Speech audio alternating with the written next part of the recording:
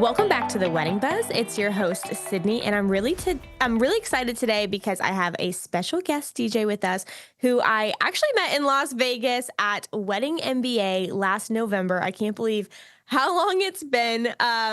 But I am very excited to welcome Diego to the podcast. Welcome to the Wedding Buzz. Thank you. I'm excited. Thanks for having me. It's an honor. Thank you. Yeah, I can't believe we finally are doing this. We rescheduled like 5 times. Sometimes you rescheduled, sometimes I rescheduled. But I'm so glad that we're finally doing this. Yeah.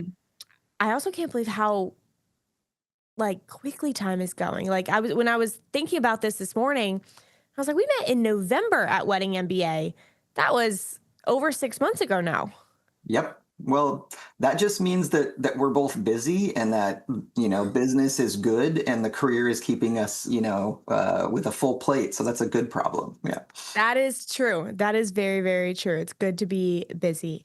All right, I'm going to start strong here. What is one big tip that you have for couples planning a wedding when it comes to like DJ and entertainment?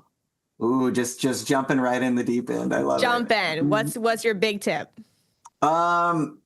Honestly, probably the best piece of advice I have to couples is know your crowd. Because we're meeting them for the first time on the day of. We don't know the crowd prior to the wedding day. But if the couple knows who their guests are and how those people like to kick back and relax and celebrate, then they know what to expect at their wedding. So if you've partied with your parents and your aunties and uncles and you know that they dance and they get crazy, that's what they're going to do. If you and all of your bridal party have been to EDC 6 times, like what they're like, in a concert or rave situation.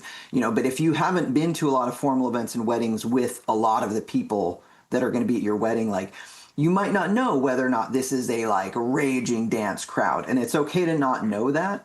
But I think that helps us to kind of gauge the expectations of what that vibe is going to be like and to kind of know like how full is my dance floor going to be and where does that fall in my list of priorities.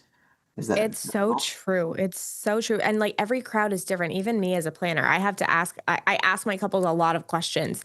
And sometimes I have to tell them like, hey, I'm not trying to be nosy, but like you need to tell me what I'm walking into. And for me, sometimes it's more of like family dynamics. Are your parents together? Are they divorced? Or like, who are we having in family photos together? But for DJs and for that crowd, it's like, are we a party crowd? Are we not a party crowd? I mean, down in South Florida, we have Miami. There's a lot of Hispanics. Like that's a very different dance crowd. And they're expecting a different type of party than maybe an older crowd. I recently just had a wedding where I felt so bad for this DJ, but dinner, it was like 160 people buffet. It took kind of forever to get everyone through the buffet line.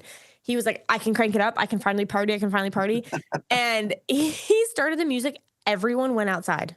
There was nobody on the dance floor. But it was an older crowd. Yeah. And the music was loud. And so anyway, we softened the music and like wrangled people back inside. But that I kind of was like, I wish I knew, and I wish we were able to talk to the DJ in advance a little bit of like, it was a very like older crowd. Like they didn't want the loud, super loud music. Like some of the people were like, why is this so loud? So that's a great piece of advice off the top of like, know your crowd and really think about, what type of party are we throwing here? How do they party? And that actually kind of leads to another good piece of advice, which we're probably going to talk about later anyway, but like make sure that you actually have like a collaborative planning process with your DJ where you actually talk to them a lot ahead of time, where you actually fill out paperwork, where you collaborate on playlists, where it's a conversation going into it. It's not just you're booking someone and then they show up the day of and you hope it's good, Yeah, it shouldn't be like a stranger running the show of your wedding. You need some rapport going into the day. Yeah, exactly. Okay. Well, I want to take it back to the beginning and learn a little bit about you. I know when we spoke, you live in California now, or at Yeah, least you did 6 months ago. You still do? I do, yeah. You do, but you told me that you lived in Florida for a little bit. Mhm. Obviously, you're a DJ, but I would love for you to just dive in and tell me more about yourself. I know you've mentioned Sure, Colorado, jazz guitar. Like, tell me, sure. tell me. Yeah, no, it's an interesting question because people who are, career DJs or wedding DJs or, wedding professionals in general, like we don't all have like the same path. It's not like, oh, to be an engineer, you go to school and you study engineering and that's how Mhm, you get into that field. mhm. This is a field that's made up of professionals who are coming at it from a lot of different backgrounds and a lot of different experiences. So yeah, mine is unique on its own merits, I guess. But yeah, I grew up in Colorado, all the way through high school. I went to undergrad at UNLV, the University of Nevada, Las Vegas, where I studied jazz guitar. So I am a trained musician. I do have a background there, which I've always found is really helpful as a DJ, Yeah. is understanding the music side of things. It's not Mhm. required, but for me, it's been really helpful. And then I studied entertainment law at Southwestern in Los Angeles. That's what originally brought me to California. Um, Wow. After a couple years practicing bankruptcy and estate planning law, realizing that's not what I wanted to do for the rest of my life, I dove back into sales, which I had some experience with, and did medical sales in South Florida, which is what took me out there Mhm. for a few years. And then after a few years there, came back to Southern California and eventually made my way into helping run the company that I work for now. So now I'm the VP of operations for VOX DJs, which is a That's amazing. large multi-op DJ photo booth lighting and entertainment company in Southern California. That's amazing. Honestly, to talk a little personal for a second, um, my husband is going through he's gone through a few career changes and he's starting a different job next week. And I've a little been like, I'm a planner. I'm a planner. I like things to be all Um, set. But it's kind of cool to hear your story of you did this, you did that, you hopped around a little bit, and then eventually found what, you know, seems to be your uh passion, your purpose, kind of your thing, your yeah, maybe longer term thing. But you probably picked up experience from all those different, sure. from studying the jazz guitar, from being in medical sales. That's totally different. But I'm sure that what you learned over there is helping you be a VP now. And Of course. so it's pretty interesting to hear that your background isn't, like you said, it's not just I want to be a doctor, go to medical school, Yeah, done. It's not always a straight path, but maybe all those other things taught you different lessons in all these different areas that are sure. now benefiting you today. So that's really cool to hear. Um, I forget, where in Florida did you live? I was in Palm Beach, Riviera Oh, you Beach were here. specifically. Yeah, yeah. I was in your hood. My two boys were born at St. Mary's in Riviera Beach. So yeah, I Oh, was, okay. spent a lot of time snorkeling under Blue Heron Bridge and yeah, hanging out in the water out there. Yeah, yeah. So you were definitely right here. Um, Very cool. But now you are over in California. Do you like Yeah. it there? I mean, I love it here. It's, Yeah. obviously, cost of living real estate is expensive, but it's kind of that way anywhere. I'm kind of glad that I can be in a place where the weather's warm most of the year, where the wedding season is year round, which is helpful for our business. Hmm. And I'm a big rock climber, and it's, Southern Okay. Yeah. California is kind of a mecca for that. So that's a big part of, what keeps me moving, I guess. Yeah, that's so cool. All right. Well, a minute ago we were talking about, an empty dance floor, which is probably a Yeah. DJ's worst nightmare. And also couples kind of worst nightmare. So I've had many couples be like, how do I make sure that the party is good? And Um, what happens if no one dances? So I just want to get your perspective on it of how can couples make sure that the party's good? How as you yeah. as a DJ make sure that, people are having fun? It's Right. a big, I'm sure that that's a big responsibility of I need It's everyone to have huge. fun. Yeah, there is pressure there. And I'm not gonna lie, there's a lot of DJs. So we're kind of a bigger company, and we train a lot of DJs, and because we're large and we have a lot of volume, we do see, kind of the turnover of people who like come into the industry, do it for a while, and then sort of phase out. And a lot of the time, it's because of that pressure, and it's because of actually the amount of labor that's involved in this job. If you think about, and sorry, this is a little off topic here from No, what you my asked, but I'll brain come is back to this. total off topic all the time. You're good. For if you look at a full wedding in general, we're looking at probably up to 8 hours of performance time, 6 to 8 hours of performance time in general, with maybe up to 3 separate sound system setups in 3 different spaces: ceremony, cocktail, reception. Hmm. Setting those up, a couple hours before guest arrival time, and then being there for an hour, hour and a half after everybody leaves. Like, you're on site for maybe a 12-hour day, and that's not counting the driving time, driving to the warehouse, picking up gear, getting to the venue, the prepping of the music and stuff like that. So you're looking at a big day full of a lot of labor. And then on top of that, once you get everything set up and sound checked, and hopefully there's no gear issues, then you step into that moment where you are the most visible vendor of the entire event. You are front and center in front of everybody the whole time. The florists get to put their flowers there, and they get to skedaddle. They get out of there. The photographers and the videographers, they're sort of, being candid and sneaky and around all the place. We're there in front of everybody, and anything goes wrong, everybody turns and looks at the DJ.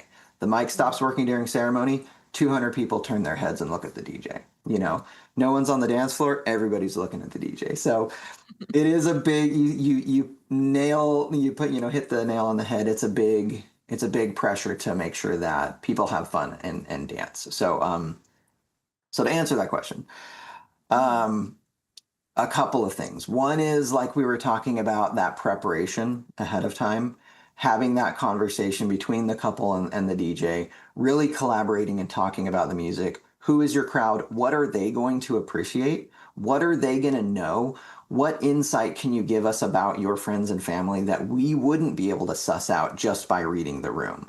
Hmm. Are they big fans of a certain sports team or a certain artist or a certain regional type of music? Like, stuff that we wouldn't know just walking into a room and looking at people. Um, like, we need to have that information. Also, I like to turn the responsibility a little bit onto the couple. Hmm. Wherever they are is where the crowd's going to be. Yeah. You want your crowd That to was part dance, of the problem at the wedding I you was talking better be about. there.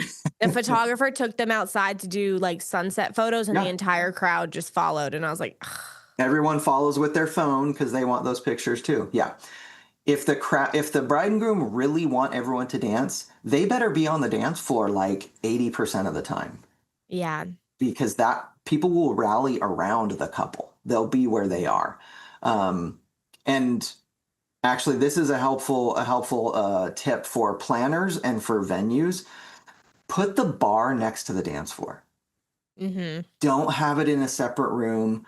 Don't have it outside while the dance floor is inside. The closer the bar can be to the dance floor, the easier it is to keep the crowd in one place. That's a Yeah. huge. For sure. I say the same thing with like photo booths. I love them. They're Yes. great, but people go put them like outside or in a separate room. And either A, you're paying for a photo booth that's totally forgotten about because no one even saw it was there, or B, people see it's there and then people congregate by the photo booth away from Right. the dance floor, and they're away Point. from they're, away from the party, and you have an empty dance floor. So, Sure. it is a really good point to make sure that everything is make sure that dance floor is the focal point and everything is right there, especially the bar, so people can Yeah. get their drink and like stay. I Yeah. love when the bar is like literally right by the dance floor, so it's like, It's the you best. know, get your drink and keep partying. Yeah.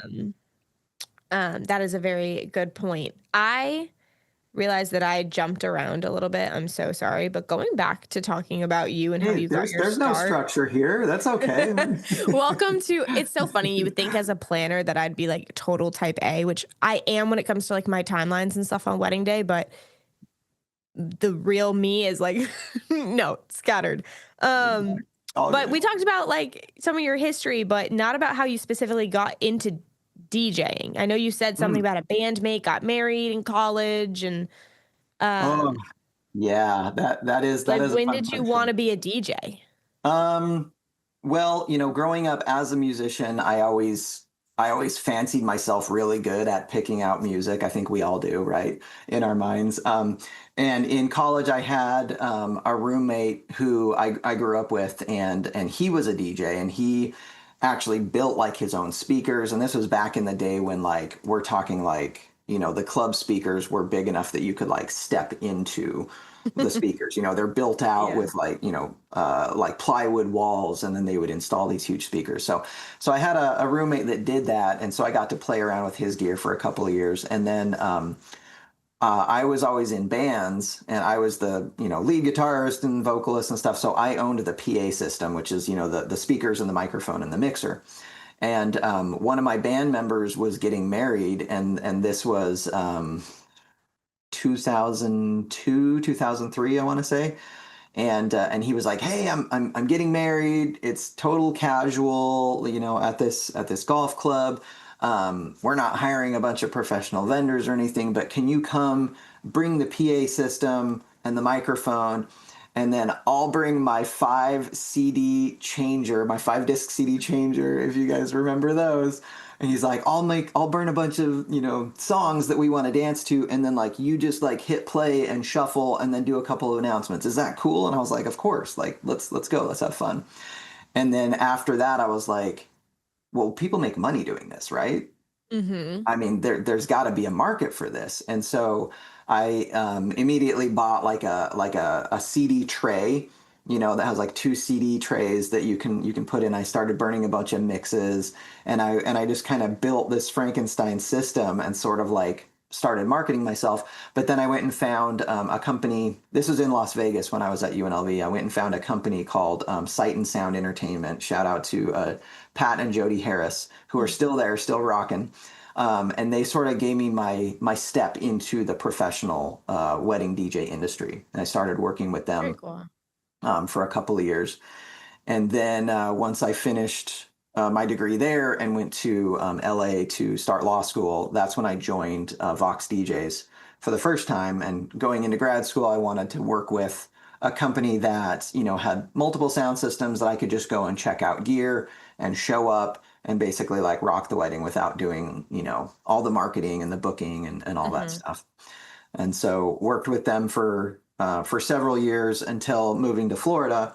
And so that's the through line through all of these career changes is I was DJing weddings through all Yeah. of these changes.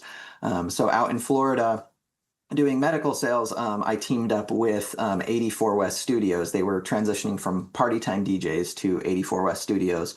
So shout out to Jeff and Debbie Green, who are still out there rocking huge events and weddings all the time.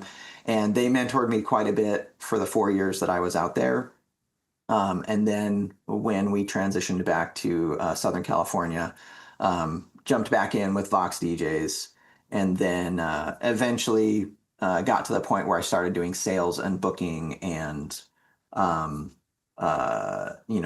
relationship and business development Mhm. internally for Vox DJs, which eventually turned into me becoming one of the DJ managers and then moving up to VP. So, Very um, cool. and I still go out and DJ I was about 30 about weddings to a ask, year. are you still out in the field? Are you still Yep. actually DJing?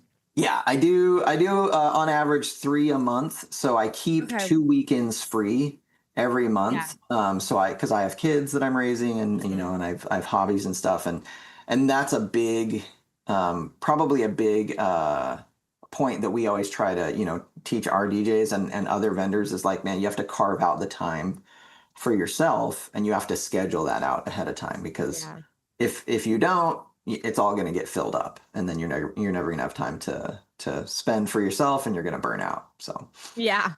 Yep. I know that too well. But that's awesome that you have found like kind of a balance of, you still are out in the field doing what's fun, doing what you love, but you have some of the operations and whatnot during the week so yeah, that you don't have to be constantly out in the field and you can have a balance and still go rock climbing and hang out with your right, right, kids.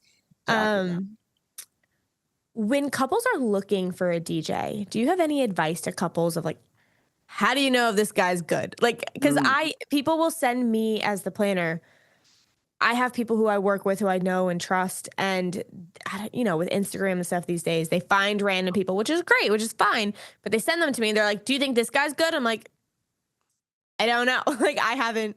haven't worked with them before, so I Yeah. can't vouch for them. But what is your advice when looking for a DJ of, what are some key things or key questions to ask? Yeah, really good question. God, we could do an entire podcast just on that, right? Um, I like that you brought up like finding talent on social media, because that is a really strong platform, especially Instagram, for showing talent and showing capabilities. It's really awesome that technology has allowed people to really put themselves out there and say, "Hey, I can do this stuff." Um, and I think a helpful way to filter is, you need to find out if they have actual wedding experience. You and I working in this industry, we know there's a difference between someone who's able to really mix an amazing dance floor set at a club or at a festival, versus someone who understands the wedding space. Because filling that dance floor, I've always said, is like 20% of the job. A wedding Mhm. DJ MC, there's the gear, there's the logistics, there's putting out the fires, there's all the planning, there's the professionalism, there's showing up on time, there's being looking nice and being in a suit when guests start to arrive, there's being able to handle changes and issues that happen during the event. Like there's a lot about this job that isn't just, can I beat match? Can I do a Yeah. sick blend? Um, Mhm. so that's always a good question. If you're looking at someone who isn't marketing themselves on the wedding platforms as a wedding professional, then that's something you need to filter for. Are they going to know how to work with my planner and my venue? Are they going to have insurance that's going to be required? Mhm. Are they going to be able to ask the right questions that a wedding DJ should ask during this planning process, so Yeah. that the day of, the bride and groom can be a guest, and they know Mhm. that they've handed these things off to someone who is a professional and understands their role. Because, like we said at the beginning of this, there's not a degree for wedding DJ. There's not a degree for wedding planner. There are auxiliary experiences that have brought us to this, to the point where we've learned how to be a professional in this space, but this is a unique space with its own requirements.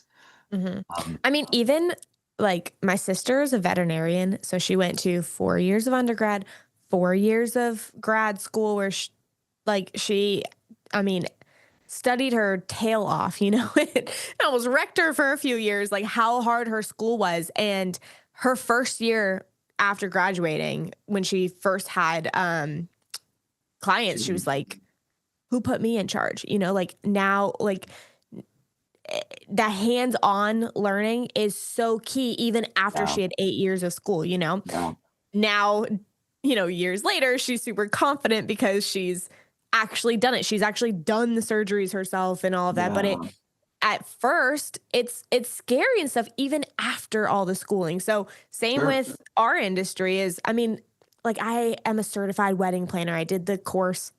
Yes, I learned some things. I did Mhm. learn some things from it, but like nothing You had to teaches get you your hands lessons dirty. more than getting your hands dirty. Like Yeah, nothing has taught me more than real experience and some of those uh-oh moments in the early times, I'm sure you've had the same thing of like sure.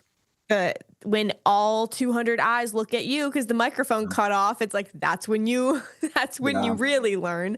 Um, That's, but and that's a good point, is I don't think anybody becomes the best at this job on their own. I think there has to be an element of apprenticeship there, which is not something that's strong in our American education system in general. Because the same thing, when I graduated as an attorney and I passed the bar exam, I was like, I don't know how to be a lawyer. Like, I know how to go to law school, you know? yeah. And so it's not until you really get out there and you get into the practice where you learn how to do the things. You Mhm. learn how to file a brief, you learn how to actually like write an argument. Like that doesn't really happen for the most part in school.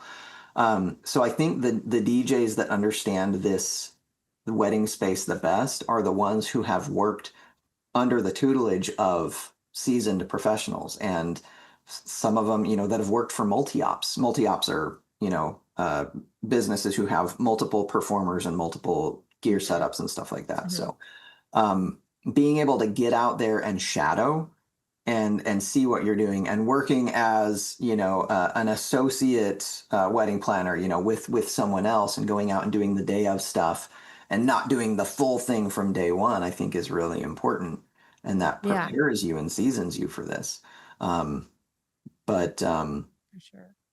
what else? What was the original question? Was what? How do couples What pick their DJ, right? How yeah, do they how should filter? couples pick their DJ? I mean, I think Yeah. experience is kind of what we nailed it down to, is like making sure that they know what they're doing. Right, and that's a huge question. Now, if it's someone that, obvious, like they're on the Knot or the Wedding Wire, or they're marketing through the big wedding platforms, and that they have experience doing weddings, that's great. So now, how do you filter? More than anything, I mean, I think picking someone that you click with Mhm. is really helpful. If you like them, your friends and family are probably going to like them. Um, if they are, when you originally talk to them or you're reading their information, are they willing to collaborate with you? Are they willing to give you, some creative freedom? Are they willing to actually not just take your suggestions, but also give you some and guide you and be honest with you and say, that's an awesome song in the car, but it might not be awesome on the dance floor. Maybe let's put that Yeah, in cocktail or dinner. Having yeah. someone who's really going to help you take that vision of what you want and actually make it happen. Um, Mhm. but it's It's so hard to tell true. I that. mean, even when I was getting married, I love country music, and I remember sitting down, like, my DJ sent me like paperwork and like add some of your favorite songs, whatever, and I sat down and started listening to like the country station, and I was Yeah, like, I love these songs, but yeah, they're not dance floor songs. Like maybe right, some of the remixes right, are, but some of the like your average country song isn't always like what's gonna pop on a dance floor. And so it's like, exactly. oh wait, that's great for, like you said, in the car. And Yep.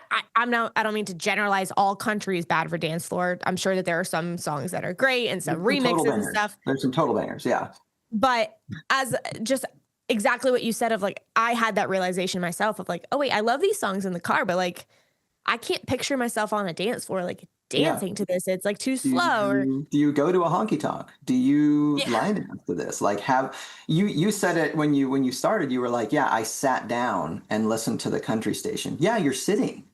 Yeah. Is this song making you dance? Or Right. are you like doing the chair dance? Are you bobbing your head, Bob in the head. Um, Yeah, yeah. exactly. Um, Which doesn't mean it's not a good song. I spin country no. all the time. I love it. Huge fan. But yeah, there's like what's gonna fill a dance floor if you're actually like, yeah, this moves me, it's gonna move someone else too. Yeah. I feel like country remixes have become really popular. I don't Yeah. know, on like Yeah. TikTok and stuff, and I'm here for it cuz I'm like, "Ooh, like this takes country to a whole new level." I don't know if you like it too, but There is actually a little bit of an insider DJ trick that maybe not everybody knows about, but there's something called a redrum.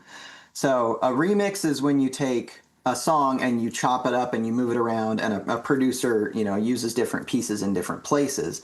But a redrum is where you take a song in its entirety and you don't chop it up or remove anything, but you add in additional rhythm tracks to it. And Oh. we do that a lot with older songs, especially stuff from the 50s, 60s, 70s, because it wasn't recorded with the same technology as current tracks. So if you're Mhm. going between, some like a Beatles track and like a Bruno Mars track, for sake of argument, you're going to hear a big difference in the fidelity and the dynamic shift when you mix Mhm. between those songs. Even if they're at the same BPM, there's going to be a change in the energy. And so a lot of us DJs who have a lot of time in this, we've collected redrums that we ourselves or other DJs have created where, dude, I have a redrum of Sam Hunt House Party that absolutely slaps. But if you listen to it side by side with the album recording, you're like, huh, that doesn't thump as much. Why? It's because it's been redrummed. So, um, Redrummed. yeah, so that's a little hint that you can, when you're talking to your DJ and you're like, hey, we really like old classics, or we really like, country music or something, like bring that up into the conversation. Like, what do you use? Do you use remixes and redrums, or are you just like dropping the original track? Because Yeah. that'll tell you how, how skilled they are, or at least how into, music selection and curation they are. I'm really glad you said that because I have had people be like, "Oh, should I just have a friend to like plug in an iPod?" And I'm like, "Please no. No, no, no, no, no." Because it's just not the same and you Yeah. know, not being a DJ and not know I don't always know all the behind the scenes of what you do, but I know that there's a big difference, which I feel like that's for every professional, especially in the wedding industry. It's like Yeah. people say, "Why is the florist so much?" I'm like, "Have you ever tried to DIY florals? Because it's Mhm. a nightmare. Like, it's so much work." Yeah. Or like even planning. It's like they see me the day of walking around with my clipboard, but I'm like, you didn't see the hours upon hours of like communicating with everyone. And like they don't Right. see the behind the scenes. So same with DJ. Like we don't always see. I've never heard of this redrum thing. That's very cool. Yeah. It's very cool and it makes sense. It's like, oh, why does it sound so much different and better when a professional is doing it rather than the drunk groomsman hitting play on the iPod? Because we got the tools. Because you have the Yeah. tools and the knowledge, and that's really cool. I'm glad that you mentioned that. You know what, Uh, that leads me to a really yeah, interesting idea, because yeah, you said it's about the hours of preparation, it's about the hours of work that you've put into the craft. A lot of people are like, "Oh, you're a DJ? I could DJ." And I'm like, "Absolutely you could. I am not a magician. I don't do anything that someone else without with the time and the energy and the attention and the gear, almost anybody could do what I do. Absolutely. But I'm doing it.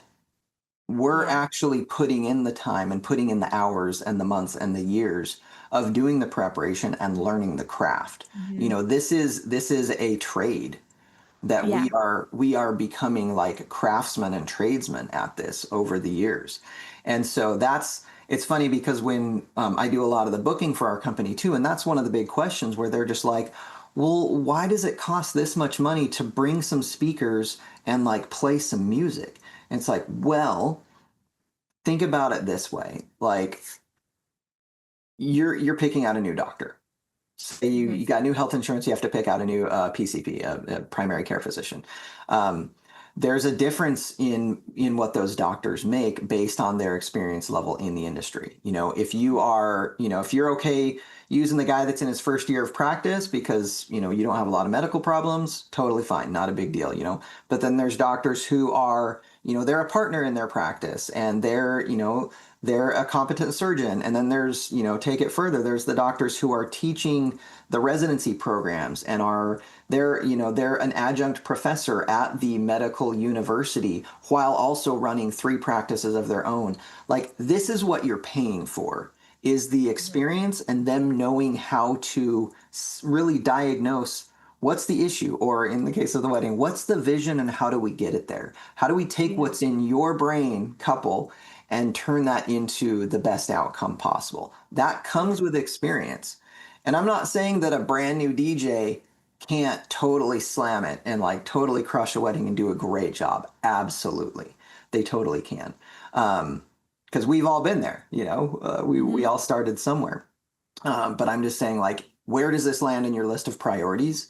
And how much do you want to be able to say, I'm handing this off to someone that has so much experience that I know I can not worry about it the day of my wedding. And I've yeah. I've given this to someone that I trust completely. Mhm. That's kind of what you're getting with more experience when you're paying more, is kind of how I would phrase that. So Yeah, for sure. I like that you said that you're like, I'm doing it. I'm putting in the work. I'm doing it because it does make a big difference and it is so much work that goes into it. I grew up playing violin. Like I mm, had private lessons all my life, was classically trained. My violin teacher like went to Juilliard and mom. um so I understand music and like loved it. I then taught myself how to play guitar and full blown wanted to move to Nashville and be Taylor Swift. It didn't work out for me, but my parents were like, "No, you're going to college." But Mhm. um I anyway, when I like picked up the guitar and taught myself, I remember my mom being like, cuz my mom doesn't play an instrument at all. Mhm. And so she was like, how the heck did you teach yourself, you know? Mm, And she was like, I don't know, I just could never. But mhm. and this is I love my mom, shout out to mom. But I remember her being like, I can't believe you just taught yourself. Like, how did you do that? And when I think back, I was like, well, do you remember how I would come home from school and ignore all my homework and sit in my Mhm. bedroom and Yeah. I played that guitar till my fingers bled every day. Like every single day I did it. And like so I mean, maybe there's some natural talent in like musicians and stuff. I do believe in that because there's some people who just pick it up and get it naturally. Sure. But I put in the work and I don't play nearly as much as I used to. But sometimes a song will come on and my husband will be like, could you play that on guitar? And I'm like, right now? No. Mm. But I could learn Give it. me a few weeks to like study and practice and do it. Maybe. Yeah. So, it's just I don't know, when you said like I'm doing it, like I'm putting in the work, like Um, it it really stood out to me. I like that. Um, all the right. people Well, who are successful in a career are willing to do the things that other people are not willing to do. And that's just why we are in the industry we're in, because we're willing to do it. And we were like, I know this is going to be a lot of nights and weekends. I know I'm going to give up a lot of my Saturdays, but I'm choosing to do that. And I've done that for 20 years. And yeah. that's why I'm worth what I'm worth, you know? So, Yeah, yeah. for sure. It definitely makes a big difference. Again, no hate to newbies. No, not at all. We've all been there. But experience does pay off. So anyway, I feel like you and I could talk for hours, but I know that we are on a time crunch here. So I do want to ask, I ask everyone who's on the podcast if you've ever had a wedding day horror story.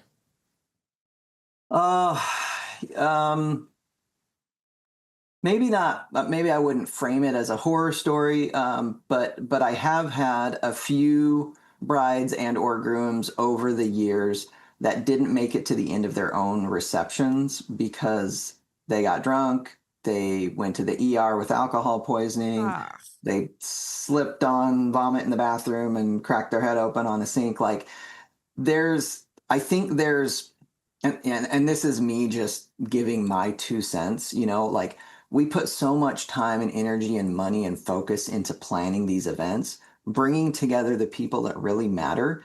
I feel like it's in the best interest of the couple to to get out of it what they want out of it and make memories that they can actually remember. Mhm. We can get blackout any weekend of the month, any weekend of the year. But I feel like protecting a wedding as one of those core memories that the friends and family will talk about for the rest of their lives is probably serves them better than, going hard with all their college friends like they did back in college. Mhm. But I that's just my perspective, totally So, It might just be your perspective, but it is my perspective too. I'm like, I lose my patience. My producer Travis over here is nodding his head too. Um, it is it's your wedding day. Like you can yeah. party, you can get blackout drunk like I mean, I don't know, it doesn't seem fun after college, but if you're still into that, like um, any other day, just not yeah. your wedding day. Like Yeah. just it's not worth it. I mean, I'm so glad that I remember my whole wedding day. Sure. And we weren't just no shenanigans. We don't need shenanigans on wedding day. No, There's you were you there have for your it. you have your whole life for shenanigans. So anyway, Exactly. um, well, with that said, I am so glad that we finally were able to do this. Thank you for coming on. Likewise. For listeners, where can they find you? Where can they find Vox DJs? Tell me a little bit about that. Yeah, we are at easy to find at www.voxdjs.com. That's a V as in Victor, OX, D as in dog, JS. And we do have offices in all over Southern California and in Arizona. We also do travel. This year alone, our team has been at weddings in Florida, in Arizona, in Mexico, in Italy. So we do travel. We're all over the place. So yeah, if you're interested in seeing the roster of DJs that we have, I think we've currently got about 30 or 40 professional wedding DJ MCs on our roster that people can choose from. So you can find us there. And then Amazing. we're also on, the socials, Instagram and Facebook, VOX DJs there as well. So VOX DJs. All right. Well, if you're listening and you're looking for a great DJ, check out Diego and Vox DJs. So thank you so much for joining. It's so good to chat thanks, with you. I'm Cindy. so glad we finally made this happen. Of course, I love to keep chatting with you. And let's do it again. Yes, for sure. For All sure. right. Have a great day. Thanks. Take care.